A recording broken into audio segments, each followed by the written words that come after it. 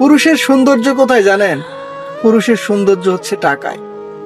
যেই পুরুষের টাকা যত বেশি সেই পুরুষ তত সুন্দর, যেই পুরুষের টাকা যত কম সেই পুরুষ তত অসুন্দর।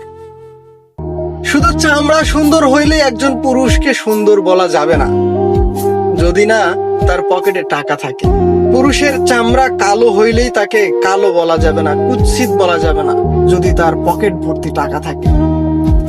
সো বর্তমান পৃথিবীতে এটাই হচ্ছে সব থেকে একটা বাস্তব সত্য।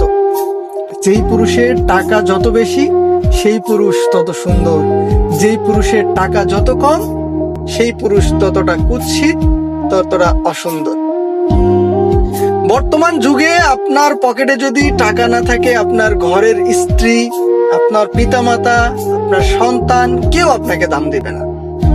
আবার আপনার পকেট ভর্তি যদি টাকা থাকে তো আপনার সামনে পিছনে ডাইনে বামে আত্মীয় স্বজন, বন্ধু বান্ধব, শুভাকাঙ্ক্ষী কারোরই অভাব হবে না।